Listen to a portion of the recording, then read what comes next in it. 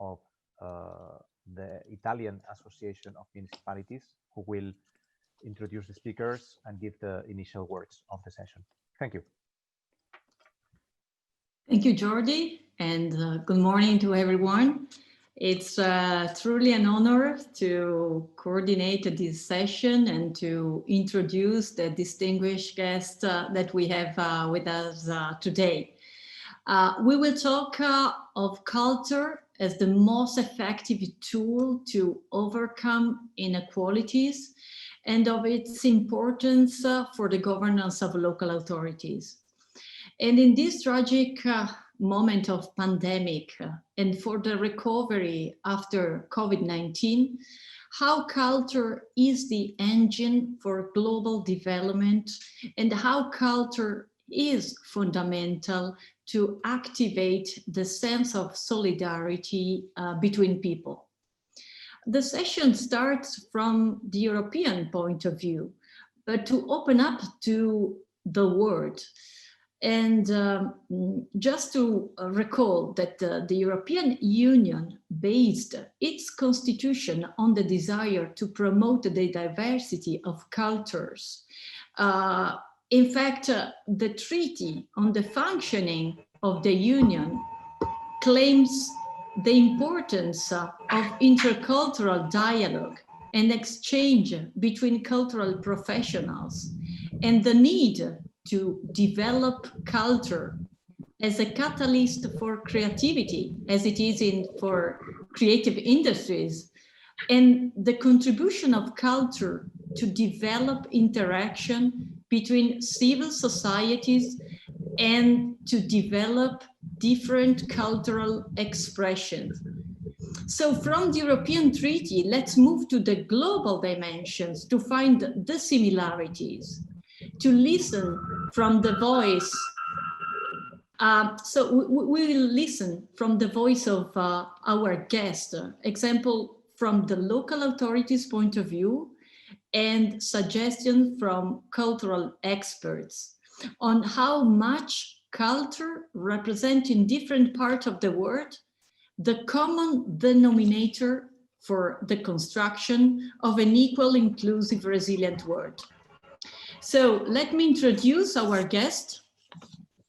We have today Sally Abubakar, Director of Culture and Social Affairs Department, Ramallah Municipality, that will explain the strength of Ramallah cultural strategy, which is also part of the UNESCO Creative Cities Network. And then we have with us Ms. Iseult Byrne, CEO of Dublin City Council Culture Company, and Ms. Suwaree Wongkongkaew, Director of Chiang Mai City Arts and Cultural Center and Chiang Mai Center Museum Network, that will describe their project that help local people and foreign visitors to understand better the importance of their historical culture in their city. We have then also cultural professionals, and we will listen from them reaction to the Charter of Rome. With us, we have the President Robert Manchin, President of Culture Action Europe, and Catherine Cullen, Special Advisor on Culture and Sustainable Cities, UCLG Culture Committee. We can pass to maybe the CEO of Dublin City Council Culture Company, Iseult Byrne. The floor is yours. Thank you for being here. Thank you very much. A little bit earlier than expected. Jordi, will you run my presentation or will I run it through the shared screen? Our team is in charge of sharing the screen for you. Fantastic. Thank you so much. So I'm delighted to be asked. I'm delighted to be here. I'm a bit sorry that it's not in person because I would have loved to have connected with you all in that way, but this way will work also. So I've just been asked to give a little bit of a background on the work that we do and how we have worked over the last few years to really put people at at the center of the cultural explorations that we do. So just for the first or second slide, the next slide, we really believe in the social value of culture, and we have built now a company on that basis. It is how we make our work and how we do everything that we do. We believe in the power of human stories. Everything that we work on is about storytelling. It is about storytelling in the context of a heritage museum. It's about storytelling in the context of a information and data project. It's storytelling when we're making cultural projects. It's always about the stories of humans, of people. And it's because of those stories making better connections with each other. And when you're more connected, you are stronger and you feel safer, you are healthier, and it is a better community. So that's why those things are important to us, and it's how we work. Next slide, please. We came from an origin of a European Capital of Culture bid. From the municipality's point of view, in 2015, Dublin was a candidate city. Next slide, please. And as a candidate city, we worked on a crowdsourced cultural program, and we worked on a consultation process with citizens across the city. And also we're lucky enough, actually, in the phase 1 of the European Capital of Culture bid to make a new cultural strategy for the municipality that runs all the way to 2021, which is kind of soon now, but back then was a long stretch where the values of the bidding process actually became part of the cultural strategy for the municipality. And that was a really important piece of work, because actually Dublin didn't get picked for European Capital of Culture, but what meant was there and retained was the cultural strategy, and the cultural strategy was used as a mechanism to do other things. So we began the following year with a pilot project which we called Dublin's Culture Connects, which took the values of the bid and the bidding process and actually put into place the audience development strategy of the bid, which was people-centered, people-led, people first. And it took the values of the bid book, which was the proposal, I suppose, and rather than identifying projects to do, it identified values that we would take and build activity around. So values of universal access, of inclusion, with, you know, making things inclusive without highlighting differences. That became a core value. Storytelling, listening, sharing, relevance, participation, all of these kind of things. So they became the real core of what we did with Dublin's Culture Connects. In 2018, next slide, please. Dublin City Council formalised the infrastructure of the Dublin's Culture Connects programme into an actual cultural company. Because the initiative was very successful. The projects were important to the municipality. They were delivering against the cultural strategy, but also doing more, and decided that as a company, we could actually also maybe run some and operate some of the heritage assets of the municipality, and the museum and a cultural centre and places like that, and apply our values to how we open them out to the public. So as a company, we're still just doing the same thing. We're still trying to connect people to each other, to culture, for them to have experiences that they maybe wouldn't have, or to have connections and deeper conversations that they wouldn't normally have. And we're now doing that in cultural initiatives and with cultural buildings in the city. The formal structure of this culture company allows us to do more work on culture making, on data projects, on like I said, heritage projects, etc., and gives us the kind of the infrastructure to do that well. Next slide, please. We've done a lot of work to identify our values as 5 things, and also our goals as 5 other things. I didn't want to kind of present a whole list of all of those things and what they are, because that's just me reading out slides. So I'd happily send anybody our company strategy and a list of our values and a full explanation of them all.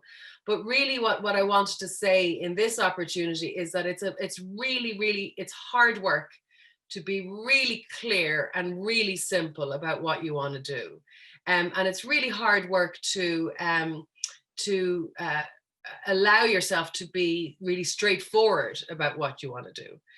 All we want to do is to engage with people, is to experiment on things that we might do with people, to learn that, share it with other people, and therefore embed it in the work of the municipality, but also of other cultural partners that we work with or ourselves. And that's our goals in a sentence. But that really, and again, we've written it in a company strategy and it goes on for a few more pages than a neat little sentence, but it's how they interconnect with each other, that one leads to the other and to the next and to the next.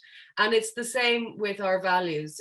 By participating with culture and working in partnerships to spread it around other people in your community, in your family, in other partners in cultural institutions, and working with relevance, staying connected to why you'd want to do that, you build capacity, you build learning, you make good projects, and again, that becomes that loop.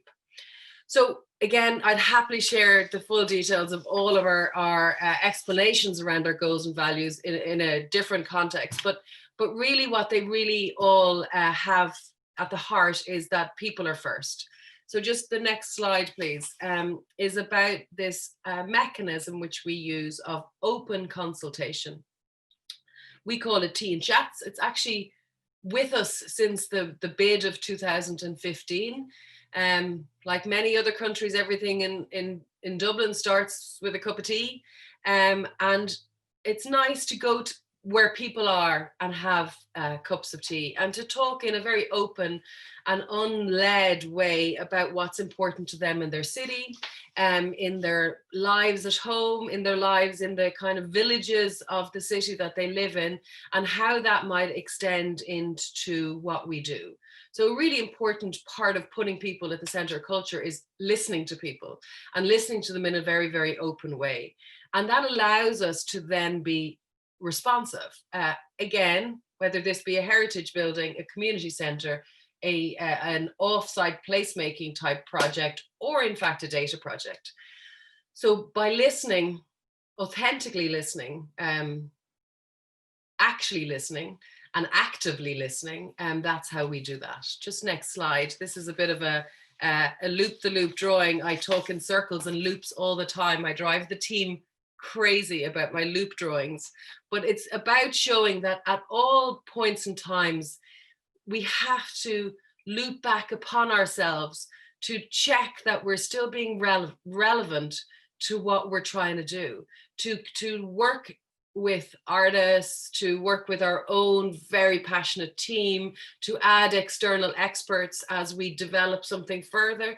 But we have to come back and check against relevance with the participants, with why we're doing this, and recheck ourselves all the time, so that not only did we listen once, we continued to listen. Not only did we respond once, we continued to respond. And that allows us to keep being relevant and to keep participation as a core. I forgot to put on a timer, so somebody can wave at me if I'm going over. So how to explain some of the responsive programming that comes from that listening. I've picked 4. Again, if I'm over time, I'll cut something out. Just the next slide. This is about us responding and how we do that to the voices of people and the stories and the things people are telling us, and how we've done that. Again, example, in a museum, in an intelligence project, or in an audience development or creative project. So next slide.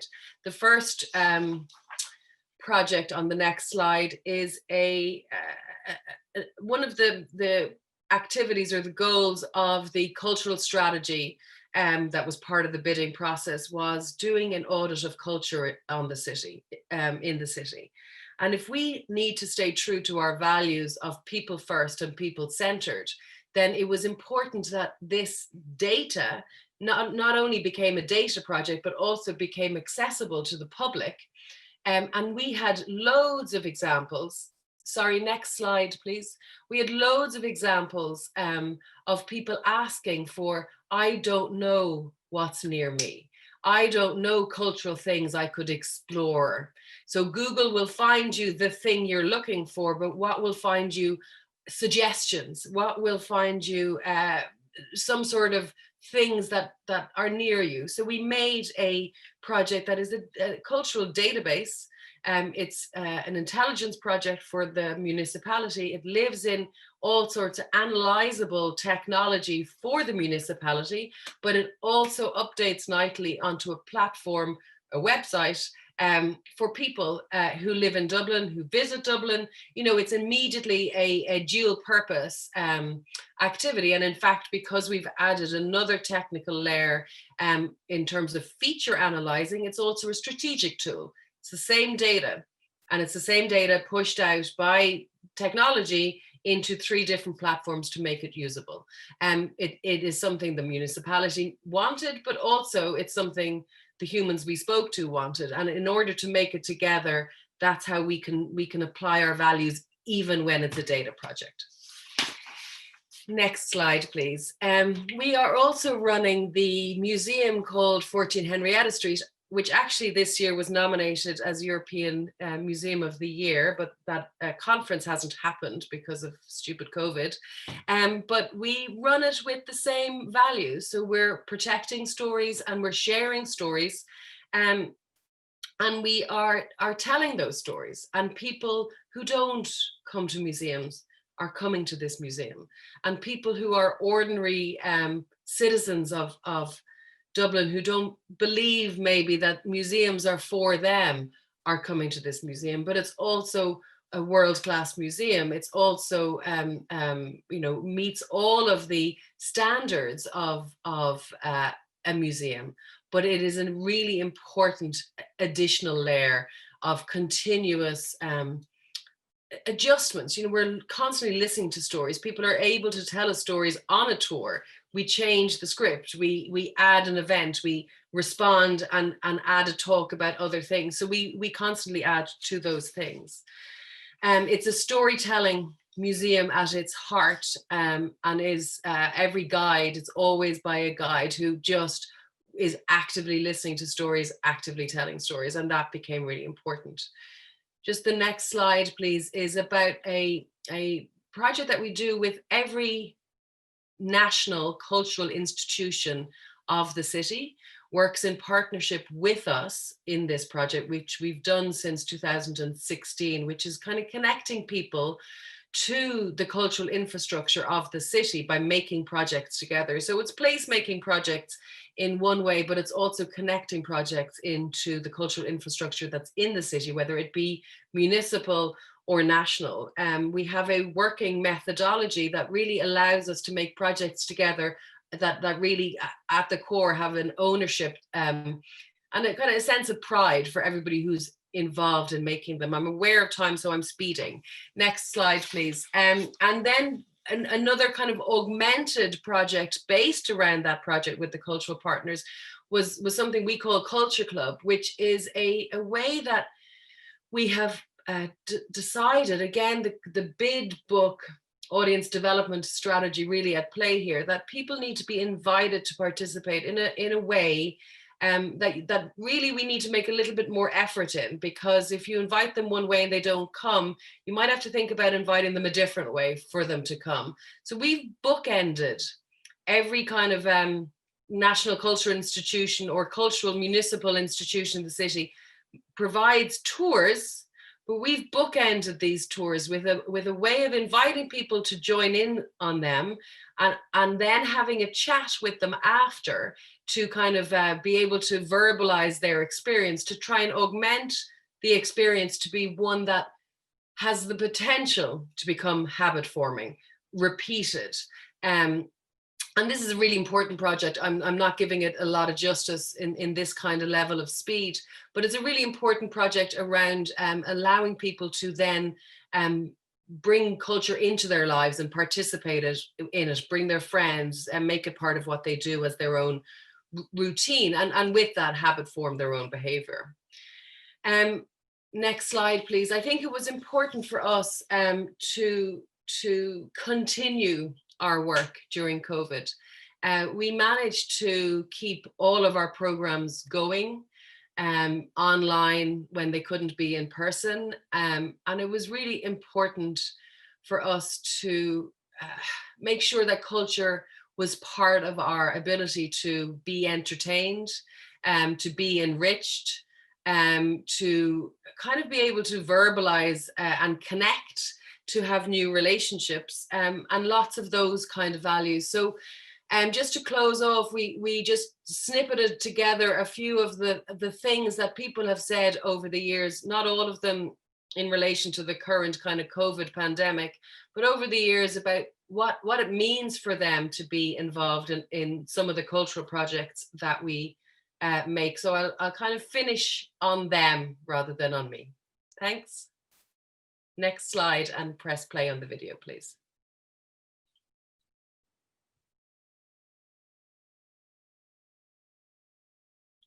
There should be sound, please.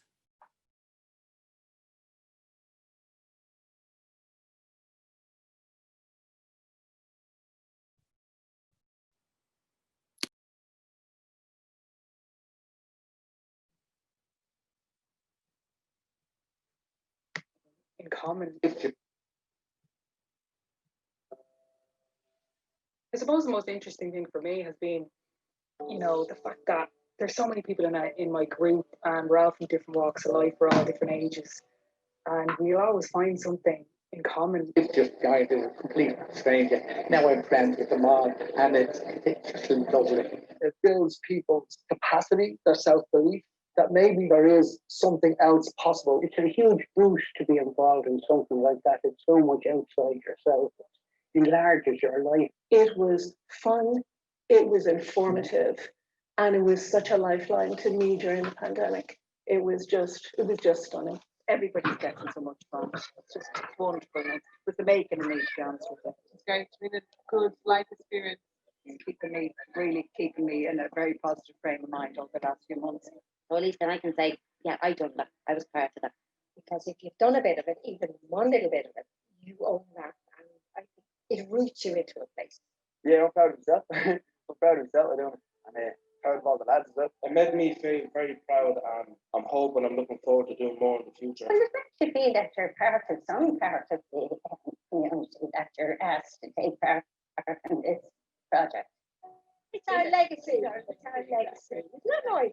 If you connect with something, whether you're born here, whether you're from a different country, a different continent, a different age group, if you connect with something and it touches you and it makes you feel stronger, it's yours.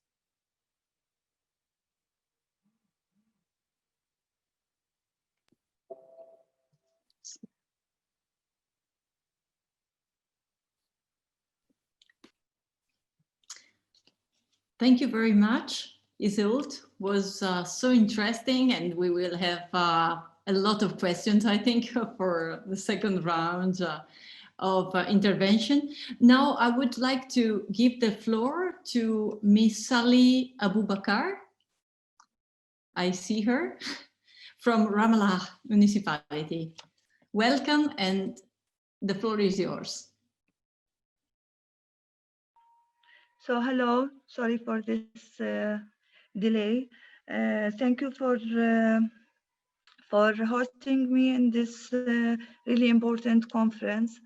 I would be glad to explain a little bit about the Ramallah culture strategy that is titled Culture is Integral to a Resilient and Sustainable City. First of all, to all of those who doesn't know Ramallah as a city, it's a Palestinian city that is almost in the central, in the center of Palestine. It's located in between our two twin cities, Albiya and Betunia. We are a Palestinian city, so We are a city under occupation, and this makes me had the opportunity to explain a little bit what does this mean. It means that, first of all, and after the Oslo Agreement, we've been divided, the land was divided into A, B, and C areas. So A area is managed and controlled by the Palestinian National Authority. B areas have like mutual administrative arrangement, and C areas are also part of the cities and villages and surroundings are totally controlled by Israelis. So this means that Palestinian cities are totally have no control over resources, expansion, and movement and other everyday life, a kind of is controlled by the Israelis. This is a context that is important to describe when we speak about a Palestinian city. Ramallah has been into too many transformation within the last maybe 80, 90 years. Some of them were shocks, and others were like so on different levels: social, environment, economic, political transformation that affected the city, mainly the infrastructure, but also the social context of the city. For example, in 1948, the city population tripled when the forced refugees were forced to leave their villages and cities from the coastal side of Palestine. Some of them came to Ramallah, which ended by the end, some of them settled in the city, and others until now are in refugee camps surrounding the city or neighboring it. In 67, after the war, Ramallah was cut from the world as other parts of Palestine, which means that the summer resort of Palestine at that time was cut from the world. And this has also brought other transformations to the city. After the establishment of PNA as their temporary seat is in Ramallah until the final resolution, since Jerusalem is the capital of Palestine, their temporary existence in Ramallah also brought to the city new emergencies on the infrastructure, on the population, on the institutions and organizations that also were accompanying the establishment of PNA. In 2000, when the Israelis invaded our cities, also thousands were forced to find new opportunities of work, and so thousands at that time had to find some of them opportunities in Ramallah, and which is always bring us to this transformations and immigration to the city. This is a thing that we see it as, of course, on a political level, it's a disaster. But on a social level, it's what made Ramallah, which means this opportunity, this mixture of people made the city had a special.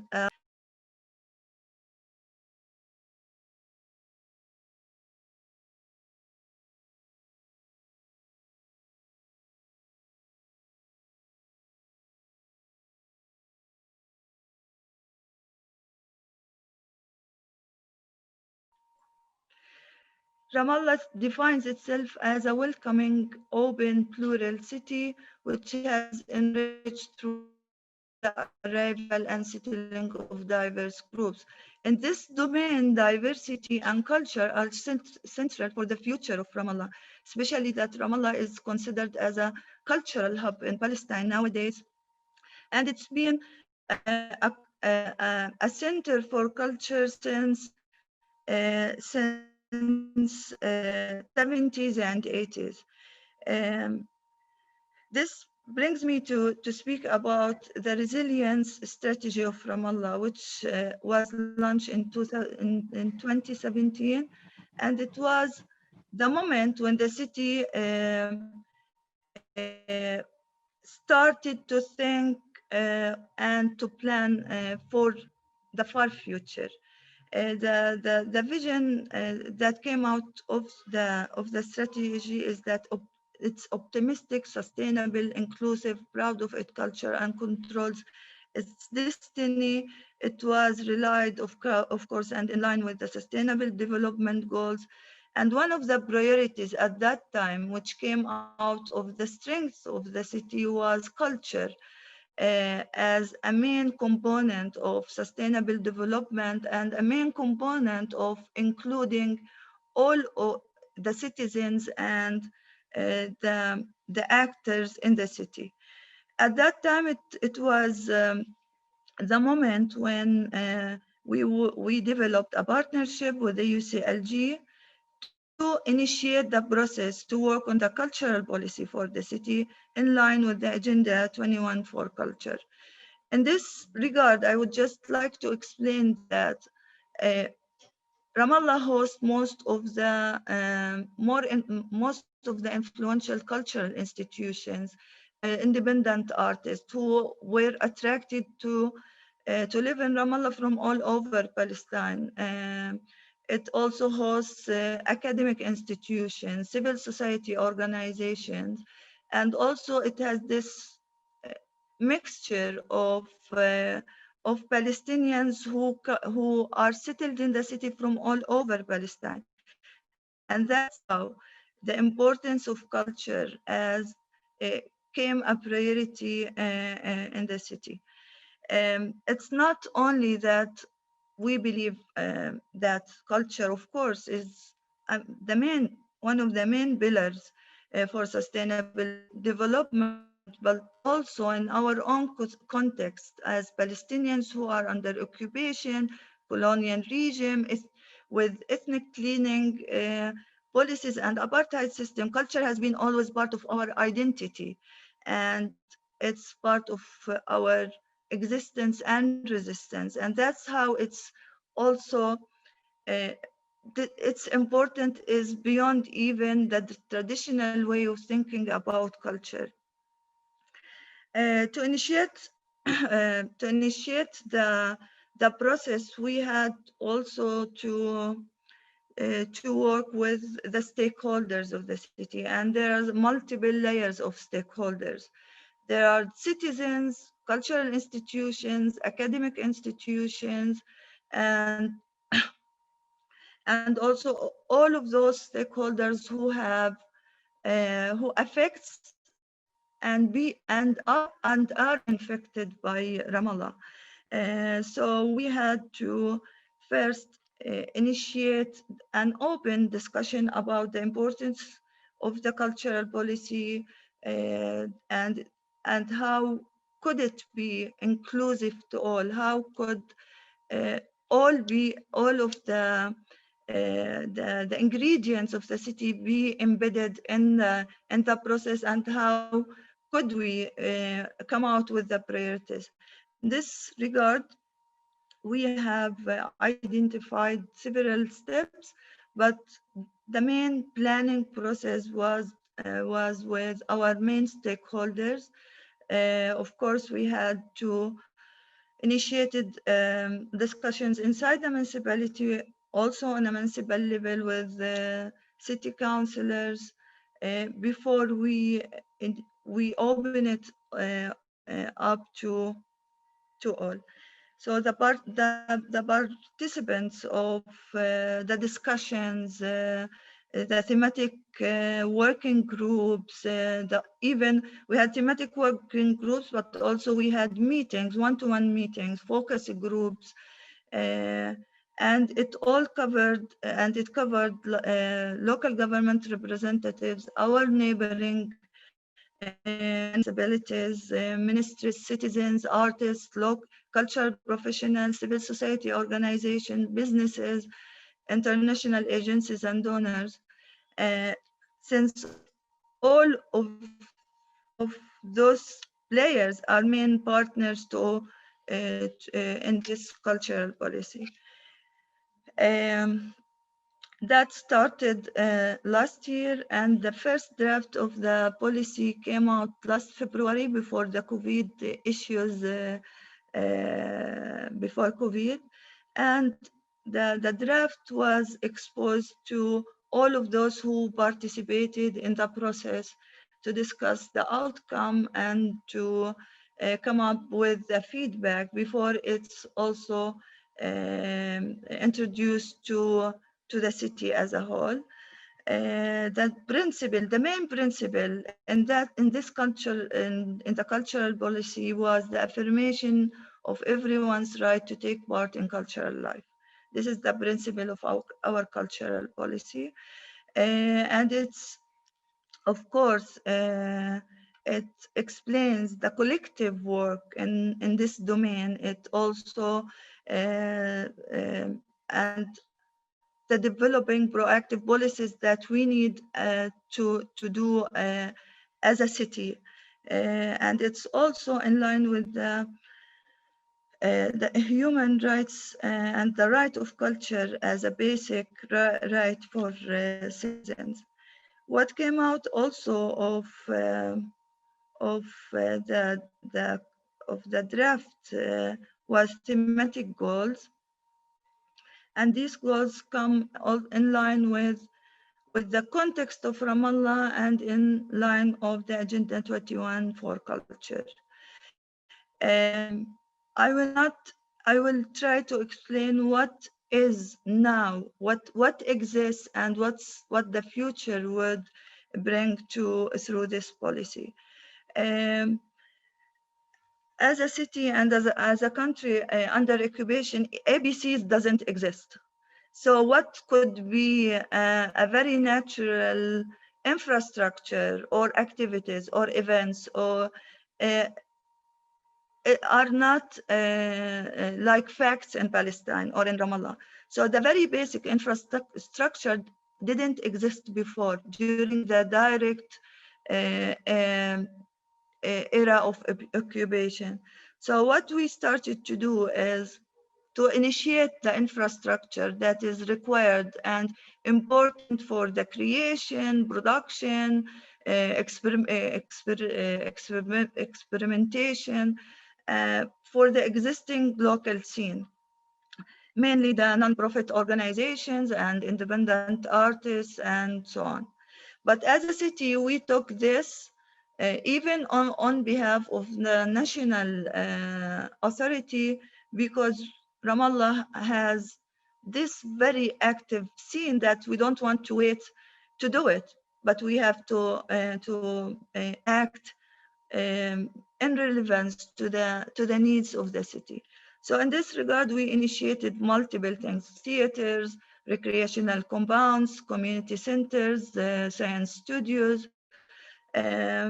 just an infrastructure for the city.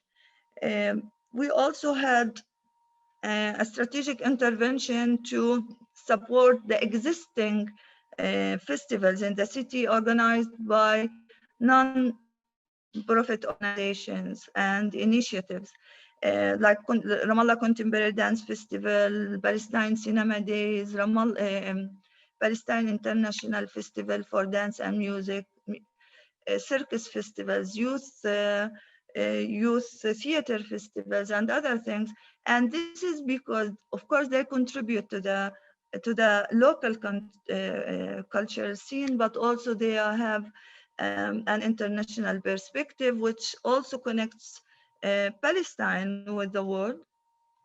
They are diverse and they work in different domains, which also brings the idea of diversity in culture practices. We have a strategic intervention also to support the youth clubs in the city, and they mainly work with kids and young adults and youth, and they work with them in culture, sports, scouts, voluntary work, and they are really inviting active institutions in the city that bring also people together. We also have this strategic intervention to support initiatives, youth initiatives, either they are social or artistic or even we also yes. We need 1 more minute to conclude, please. Okay, so I'll go just quickly to emphasize that one of the most important ideas about this cultural policy is to encourage diversity of the city and diversity of the artwork, open spaces to cities for the use of citizens, organizations, and other activists of the city, to contribute also to the education system through projects and through also sustainable programs in schools and outside schools in different venues that are formal and or informal. We work also towards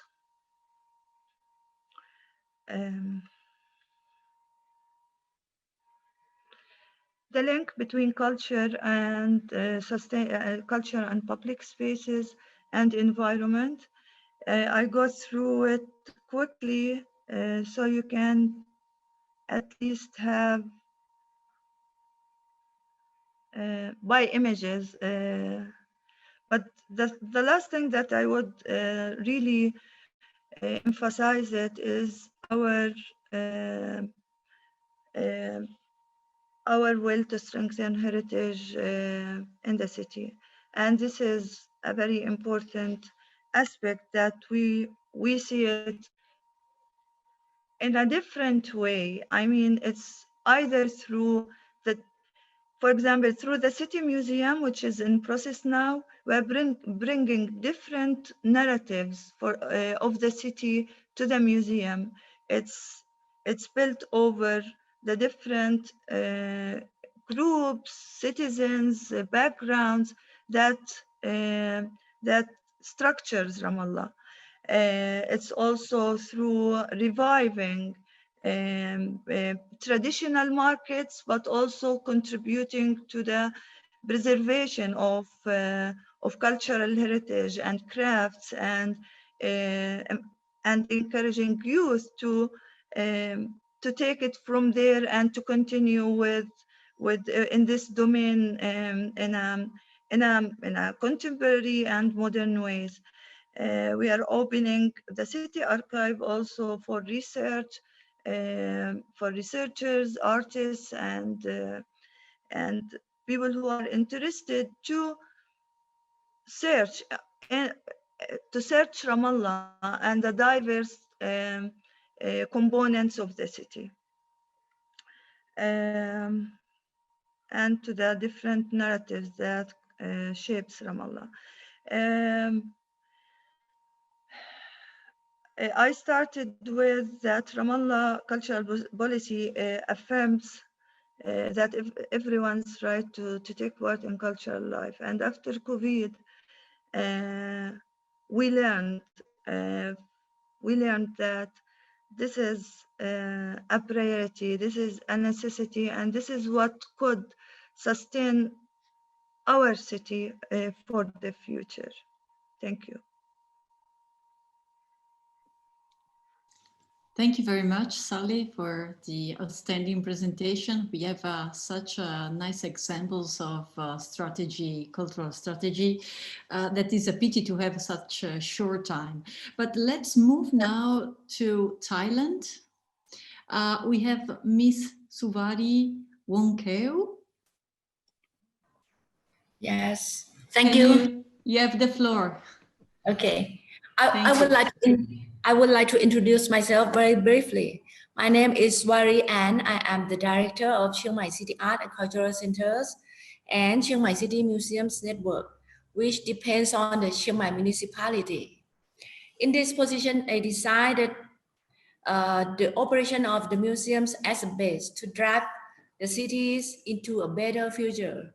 The museums are a platform for working with both public and private sectors to preserve and protect the environment of our cities, with our cultural heritage as the main tool. Today, I'm so grateful to introduce you all to this Chiang Mai City's Museum Network as a case study illustrating how museums can help enhance and protect the environment by working with people. Can you please open the presentation? Yes.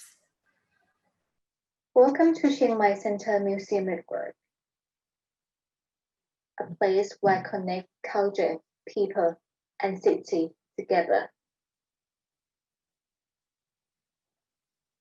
Our museum, located on the heart of Chiang Mai City, Chiang Mai Center Museum Network acts as a hub for interaction between people by providing meeting facility and a combination of creative and educational activity, fostering and encouraging commitment toward the preservation and continuation of the spirit of Lana. Chiang Mai Center Museum Network consists of 3 museums and 1 monument, including Chiang Mai City Arts and Culture Center, Chiang Mai Historical Center, Lana Folklife Museum, and 3 Kings Monument. Chiang Mai Center Museum Network has been operating by Chiang Mai Municipality Office through Urban Development Promotion Subdivision, Division of Technical Services and Planning. The 3 museums get annual funding under the supervision of high qualified executive committee in order to provide responsive services for local community and visitors. Our museum provides a hub for people of Chiang Mai to learn, exchange, and participate, as well as encourage visitors to learn and interpret the meaning of the city in order to understand the importance of history and culture and value of Chiang Mai. We believe that the city is a museum. Our museum also aims to promote understanding of historical significance, arts, culture, and way of life, which continue to drive the city. Chiang Mai Center Museum Network has been running under 4 aspects, including Living Museum, Community Center, Culture Nature, and working toward the future. Our work covers 5 areas, including exhibition, workshop, lecture, media, and event. As museum, we have been hosting permanent and temporary exhibition communicating the value of the city. We have been providing workshop spaces for many creative activities and learning activities. Chiang Mai Center Museum Network is responsible for promoting cultural heritage and the importance of the local values for the benefit of future development. Our museum serves as the central hub for working with the people of the city and encouraging the urban community to identify developmental issues known as public policy from the urban community. To advance toward this goal, we have begun work in the area of Rajadamnern Road, the main route through the historical city of Chiang Mai. เราเลือกราชดำเนินเพราะว่าราชดำเนินเนี่ยเป็นถนนเส้นสำคัญมากสำหรับเชียงใหม่เป็นถนนที่เหมือนแบกภาพพจน์ของเชียงใหม่ไว้คนจะไปจะมาเนี่ยส่วนใหญ่แล้วหนีไม่พ้นระหว่างท่าแพไปถึงวัดพระสิงห์เนี่ยหรือต้องพบเห็นมันสักครั้งหนึ่งต้องเดินทางผ่านมันเหมือนเป็นถนนที่เป็นตัวแทนของคาแรคเตอร์บางอย่างของเชียงใหม่คุณค่าบางอย่างของเชียงใหม่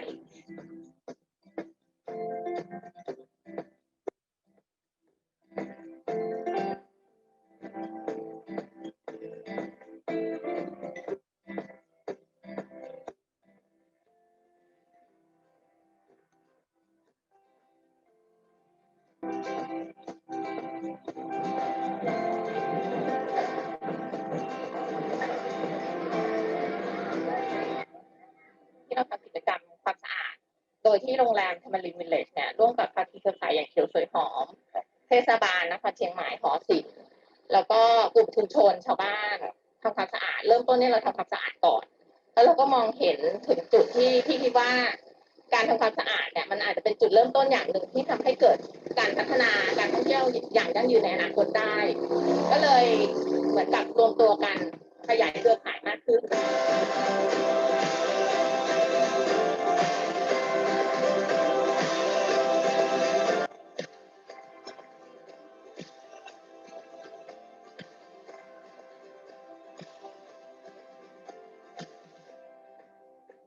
ถ้าเราคิดว่าถนนเส้นนี้เป็นถนนที่สมควรค่ากับการส่งเสริมให้การเดินเป็นลำดับความสำคัญต้นๆเพราะว่าคนเดินเยอะมากนั่นหมายถึงทางเท้าอาจจะมีความสำคัญถามว่ามันเป็นไปได้ไหมมันเป็นไปได้หมดเราคุยกับใครเราก็รู้สึกว่าเป็นไปได้หมดเราทดสอบความคิดนะเช่นเราคุยกับชาวบ้านก็น่าจะเป็นไปได้เราคุยกับเทศบาลก็บอกน่าจะเป็นไปได้คุยกับโยธาธิการจังหวัดโยธาธิการก็บอกว่าน่าจะเป็นไปได้แต่มันไม่เกิดขึ้นเพราะอะไรเพราะมันไม่เกิดโจทย์ขึ้นมันไม่เกิดการสร้างโจทย์ขึ้นมันก็จะคุ้นเคยกับการมีชีวิตอยู่ไปแบบธรรมดารู้สึกดีใจอะค่ะคือภูมิใจในตัวเองค่ะเห็นว่าถนนมันสะอาดสวยงามแล้วก็เพื่อนพวกบ้านแล้วก็มีความร่วมมือร่วมใจกันเนี้ยค่ะรู้สึกว่ามันเป็นโครงการที่ดีนะอะไรอย่างเงี้ยค่ะแล้วก็จะให้มันไปต่อไปเรื่อยๆอย่างเงี้ยค่ะมันเป็นเรื่องของทุกคนครับนะเมืองมันไม่ใช่หน้าที่ของเทศบาล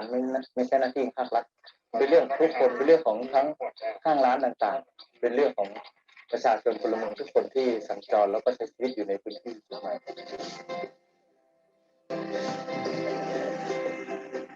ในขณะที่หน่วยงานต่างๆเนี่ยมันมีกฎเกณฑ์ที่คลุมไว้แล้วก็บ่มเพาะให้เกิดการขยับตัวหรือเปลี่ยนแปลงให้เท่าทันโลกช้าเนี่ยภาคประชาชนภาคธุรกิจเอกชนภาคประชาสังคมเนี่ยมีการปรับตัวที่ค่อนข้างเร็วกว่าเยอะทีเดียวนั่นหมายถึงว่าถ้าหากว่าเราทำศูนย์ขึ้นมาสักศูนย์หนึ่งเพื่อขับเคลื่อนเรื่องของการเปลี่ยนผ่านเมืองโดยพยายามทำให้ภาคประชาสังคมภาคประชาชนเนี่ยมาร่วมกันสร้างโจทย์ต่างๆให้กับเมืองเพื่อช่วยเมืองให้เกิดการปรับตัวเกิดการสร้างนโยบายที่ทันสมัยเกิดการสร้างนโยบายที่ตอบสนองต่อความจำเป็นที่แท้จริง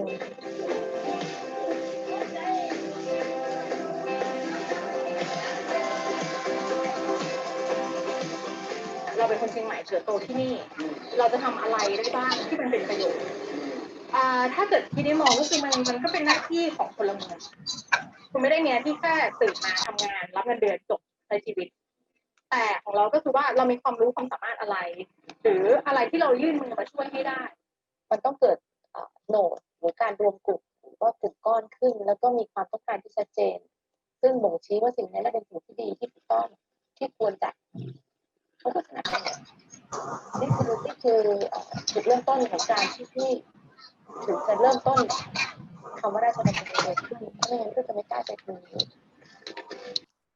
You want to add something to the video? Okay. Besides Rashadamner model, we are also working with various civil society organizations as the model to expand our impact. We expect that this prototype will be upgraded, the new structure in order to produce public policy by people and for people. Due to the COVID-19 pandemic, people and civil society have realized that city has to be transformed toward resilience and sustainability. These are the message of people that must be taken in account by local government. Okay, that's all. Thank you. Thank you very much, Suwaree, for the fantastic presentation. And before giving the floor to our cultural expert, I want to remind you that you can address questions for the speakers in our chat. So we will pick up after their presentation. and we will open the debate soon. So let me give the floor to the President of Culture Action Europe, Robert Manchin. I saw him before. I am here, yes. Okay, the floor is yours. Thank you for being here with us. Thank you very much for the introduction, and thank you very much for this inspiring 1 hour. It was really in the midst of all the dooms which we are experiencing. It was refreshing to see how many people are doing the right things around the globe. I am representing Culture Action Europe, as you said, and sometimes people ask the name, what exactly you mean? And we ourselves have debated a couple of times whether this is really represent what we are for. And more than ever, I would say, yes, action is a very important part of what we are aiming for and what unites our members. This is a European network of mostly of cultural networks. So you have networks as members, but you also have members of other networks. So it's a large organization which we are trying to sense and see how people are behaving and doing and organizing actions across Europe. And one thing which really unites our members is the belief that in the transformative social power of culture. And that is more than just artist interest representation. It is much more than that. And this is why from the beginning we were excited and participated and supported in the development of this charter, what Jordi and the city of Rome with Luca Bergamo and others have been initiating. And that makes the crucial aim that culture can be cohesive force and to play a decisive function in the capacities that allow the communities to strive only if it's open for all, and not just open, but encourage the participation of all. So I really like the end formula, which is reflecting the double functions, or the two sides of how we are talking about culture. On the one hand, you have those benefits and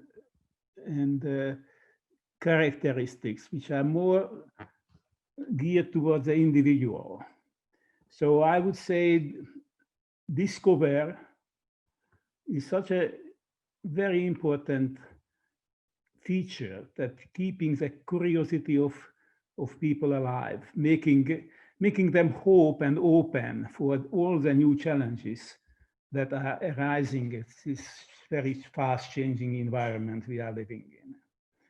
Maybe even I would say even supporting the courage that is needed to face the unknown, what we are facing now.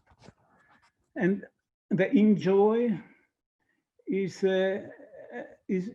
really reflecting on the capacity of culture to provide a full life, keeping the participation in the past and present joys of culture that can only culture provide, and making an abundant life, a quality of life that is possible only when we participate in the accumulated treasures of culture that provide. And that point is a crucial link between the individual and the social aspect, that is sharing. Creating and sharing is about the linking of the past of our communities with the future of our communities. If we don't participate actively, yes, with cultural actions as well, in the preservation and protection of our accumulated cultural heritage, but being open for renewal of this culture is the only way where we can see a sustained life for our communities. So this is why this sort of slogan-like 5 characteristics, which is discover, enjoy, create, share, and protect, makes a lot of sense, and it resonates, I would say, very much with our own activities. The idea that we are not keeping culture or art for ourselves, but sharing it with others to help their lives as well. Culture in Europe has a kind of flagship event, which we organize every year, which is bringing together members. And I'm very happy to see some of you here, even in this room, had been participating in some of that events, where we are sharing and learning from each other of how we can include the community and where we are going there. The name of the event in the last 5 years, I think, is Beyond the Obvious. Beyond the Obvious is really sensing and reflecting much of our members' experience, that we believe that we are clearly living at the end of a historical epoch. And I think Luca was mentioning something like that at the beginning as well. That it's very painful to say, but what we are witnessing around us, I see, is a long end for the age of enlightenment, which was driven by a belief in reason, in the belief that we can drive global progress, the capability of human beings that we are the masters of universe, we can solve all problems. We don't want to give up on that hope, but what we see around ourselves is that it's hard to call our own present age the age of reason. It's really not just in the political sphere, but everywhere else, we are experiencing irrationality. We are experiencing a shaken belief with the pandemic that science can solve all our problems. I think that's a sensitivity what we bring and the creative thinking what we can help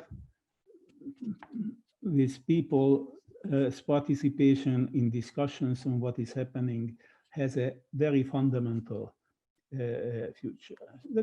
This year especially finds the cultural sector in a very peculiar and sensitive situation.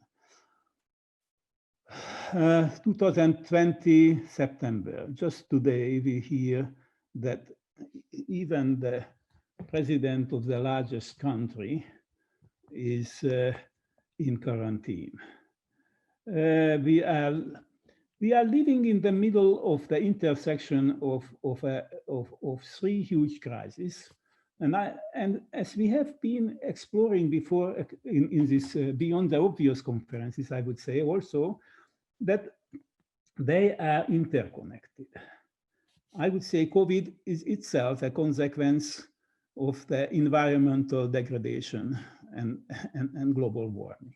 We had been listening to a biologist just 3 years ago saying it wouldn't take too many years before we will have such a pandemic jumping from one living creature to another due to the global warming that we won't be able to control. At that point, most of the people came up to me after the presentation saying, Robert, what are you doing? You are just scaring the whole cultural sector here. And we were discussing, yes, but we have to face that reality. And we also have to face that all of these are not unrelated. So I would say even a causal relation to the way how we are organizing our economy. I mean, clearly, irrespective of political persuasions, capitalism doesn't work. we really have to find new ways of organizing our economy. We have to find even new ways of organizing the cooperation between communities and nations. International organizations were paralyzed as well. We have witnessed that. So we have such a, that is reminding me that I should, I used up my 5 minutes. So let me just say that at the time when we are locked down and we could just see the signs of the challenges of this triple crisis, instead of being paralyzed, we need to participate and share the lessons and insights of our sectors toward finding solutions, at least on the community level, where we have direct influence. And this is why it was so heartwarming to hear actual projects that are working and finding solutions in local environment as well, and connecting with these projects and finding a platform where we can share. I think it's crucial for our future. Thank you very much. Thank you very much, Robert, for the inspiring words. And now I will give the floor to Catherine Cullen, the Special Advisor on Culture and Sustainable Cities, UCLG Culture Committee. Catherine, the floor is yours.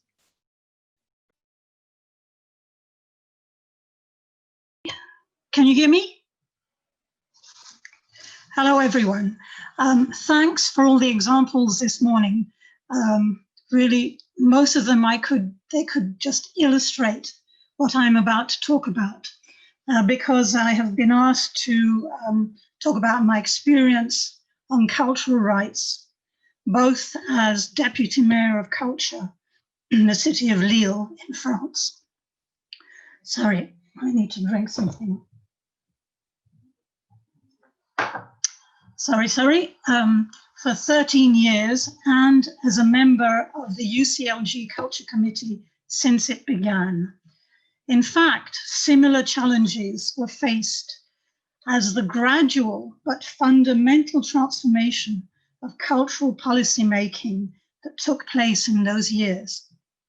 And that wasn't so long ago.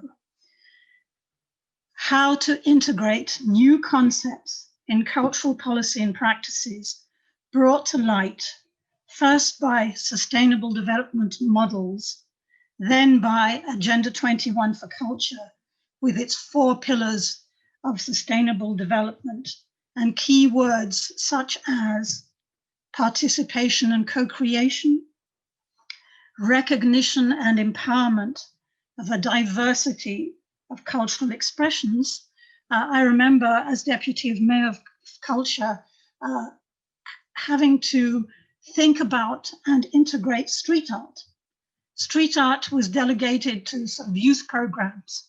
It had nothing to do with culture, and there was a whole process and a lot of convincing to bring in street art and bring in a whole population of young people and others into culture, into accepting it as mainstream culture. How to integrate, how to use inclusivity as a holistic view of society, complete mindset change. Transversality as a new goal, a new way of working across the board, trying to do away with silos, or as Farida Shahid said yesterday, epic, every policy is connected. I mean, whole new way of working within a city. Rethinking the governance of culture. We heard about tea and chats in Dublin. In Lille, we had breakfast. We had a breakfast council, informal breakfast, which is a bit the equivalent of your tea and chats. In Barcelona, they had a very formal culture council, independent of the city. So all this way of thinking about governance, which in my opinion is very close to cultural rights. There are very strong links. And last but not least, introducing the notion and practice of cultural rights and the subject of imbalance and inequalities in culture. Cultural rights were not easy to explain or understand at first, and it was even more challenging to translate their principles into concrete actions. In 2014, when the UCLG Culture Committee launched a practical toolkit for cities at Culture 21 Actions with its 100 cultural implementation proposals, cultural rights needed to be highlighted and were placed as the first heading. And I always saw it as a kind of symbolic beacon, as it asked specific questions to local authorities engaged in the process, such as, do you have cultural policies explicitly focused on cultural rights? The answer was always no. But this was 6 years ago, and today we have the Rome Charter. So we see things have moved ahead. So cultural rights began to have the attention of local governments alongside other barrier-breaking topics, such as governance, culture in public space, heritage, diversity and creativity, equality and social inclusion, and so on. A much more holistic approach to policy. And I believe that all this work involving local authorities, civil servants, cultural organizations, NGOs, civil society groups, and academics has paved the way for the directness and the clarity of the Rome Charter, which has managed to synthesize the work achieved in 5 words: discover, create, share, enjoy, protect. I have to say that I'm particularly pleased to see the word enjoy up there with the others, because as we all discuss culture and take it as seriously as the economic, social, and environmental pillars of sustainable development, we sometimes forget the sheer vitality culture brings to human beings, of which we saw so many examples in the lockdowns, triggering deep emotional responses and aesthetic experiences, something that should not be ignored or dismissed. Yes, cultural rights still have a long way to go to be taken for granted. But I and many others working in the field have seen the rise and growing awareness of the importance of cultural rights from the 2007 Freiburg Declaration on Cultural Rights, the first UN rapporteur on cultural rights, Farida Shaheed, whom we had the pleasure of seeing here yesterday, and the work done locally, worldwide, by UCLG through Agenda 21 for Culture. Today, the Rome Charter is both the outcome of a process and a very important step in the indispensable recognition and implementation of cultural rights. Thank you. Thank you very much, Catherine, for your thoughts that you shared with us. Very, very nice. We received questions from the audience. I'm going to read a couple of them and to see who wants to reply to those first questions. The first one may be more addressed to the local authorities and the presentation that we had before. It's regarding the situation during the COVID-19 and the problem with the open spaces, the activities outdoors and so on. The question is about theater and artists. Do you have in mind kind of solutions to make them as a resource also during the COVID? And do you have some idea how to support the artist or the creation of new job due to the COVID? This is the first question. And the second one, maybe for our cultural expert, is from Rehab, is about identity and intercultural dialogue. He says, I will read it because it's more spontaneous, then you can have an idea. When everyone knows his identity and culture, and when everyone is imbued with the values of belonging and citizenship, he will feel self-sufficiency and inner peace. And only then will he seek to discover the other and learn about other cultures without erasing his identity. And then peace will radiate in all over the world. So to the first question, if someone, Suwaree or Sally, or maybe Iseult want to reply about theaters, artists during this pandemic and as an opportunity for the future? Yeah. Suwaree. Okay, I'll work as a translator. So we just talk about the question before. Because our museum, we don't actually have a theater, but we do have like open spaces and like exhibition room.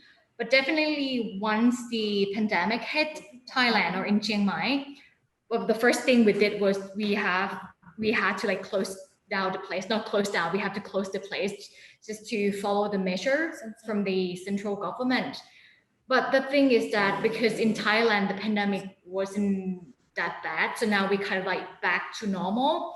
But definitely the first thing we did is that we set up like the safety measure for everyone that visit our museum. Definitely there's some restriction of using open spaces, like we control the number of people, and then definitely the screening process of project that propose to use this space, we need to think carefully, like do you have enough like safety measure that we can trust? And obviously like we also kind of like very careful to like set up public events, even though like everything seems like normal in Thailand at the moment. Thank you so much. I would, yeah, yes, can I Ali. just interfere? It's during the first 2 months of the pandemic, actually, we were under the lockdown, and of course, it was also a decision by the central government. So everything was nothing was happening at that time, but artists initiated initiatives, online initiatives and individual initiatives. But now after we experience how could we act with the measurements and so on, our theaters are open again. In our case, our theaters are not, we don't produce, so it hosts what other organizations would do. So we are following the restrictions and taking the measurements, but they are open now. During the pandemic also, many initiatives came out of the civil society organizations and individuals. So we used a kind of measurements to make it possible and to do it in public. Still, we are under the emergency until now. So we are not allowed by law now to do like collective or popular events in public spaces. Still, we do it kind of semi-public, but with measurements. But I think this during the last few months, we had to think, all of us, as a municipality and each and every actor in the city, of how could we continue for the near future, especially that we are now facing increasing cases in Palestine. So we are not, and we are still under dangerous conditions. But at least we had now the tools to act with the existing situation. Yeah. And I'd like to just add, I suppose, obviously there are all of the difficulties for venues and for artists, and we try to look at some of the positive opportunities for audience development. We found that in bringing some of our programs online, we were actually able to reach some groupings of people we don't normally reach in some of our cultural participation programs, people who are now working from home and might be able to participate online with us in their lunch break, or in those kind of ways that might not have come in person to things because logistically they couldn't move across around the city. So we've chosen to look at some of the opportunities that this crazy situation has presented to us in terms of audience development and particular, I guess, target groups that would be normally hard to reach for us. So we're trying to kind of focus there a little bit, but obviously it's still devastating we're back in lockdown, so it's still devastating that places are closed again, even though we had reopened them.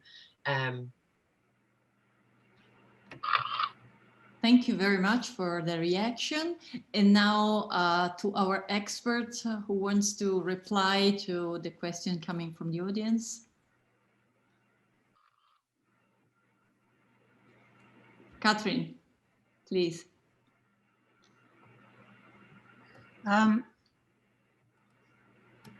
Okay, when everyone knows his identity and culture, and when everyone is imbued with the values of belonging and citizenship, I would love it to be like that. I think we all would. I think that's what we're working for. And I think that, even the last 2 days or 1.5 days, we've had nothing but people who are telling their experience or thinking about how to get to this result. So yes, but I think we're all in our own way, adding our small stone to the edifice of trying to get there. Thank you very much. I might add just one word there that sure. Somebody was suggesting to add accept to the create, enjoy, share, and protect. I would say also respect. If we have respect to the others, that's a very crucial part of the cultural life of any community. Thank you. Jordi? Yes, let me add also that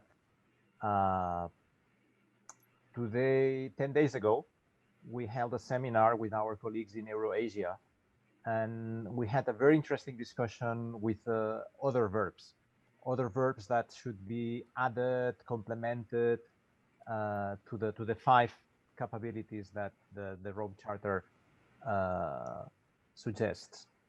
And that, of course, all of them are extremely valuable. And what I can say is that the Charter is open to local incarnations, to local developments, to local improvements. What we have published is just an invitation for local dialogue and to adapt to local realities, and then to let us know what is the result of your process at home, because it certainly is of interest to other cities all around the world. Thank you, Jordi. I know that we are finishing our time. It's a pity because from the chat there are a lot of interaction, and I see that many are interested to debate on the issue. There was also questions regarding the form of arts that must be saved because they represent sometimes marginalized communities. So I don't know, Jordi, if we have time, but I think we have to wrap up. If you want to take the floor for the conclusion. I want to thank you, all of you, because we had such amazing presentation and good examples that can be replaced and can be the starting point of our work together.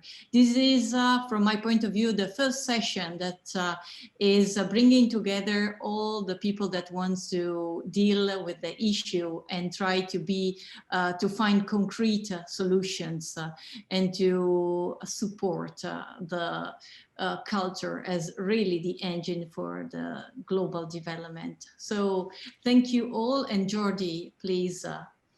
Yes, again, thank you to all the speakers, the experts, and Carla for the moderation. A remark on the way we invited speakers to be in this session. The three of them were special mentions of our award. The jury selected the program of Dublin as a special mention of the jury in our award in 2018. And this year, the jury selected the program of Chiang Mai and the program of Ramallah as a special mentions in the jury. And last but not least, this afternoon we continue, this evening in Asia, this morning in America. So please stay tuned, stay inside the conference and enjoy. Thank you.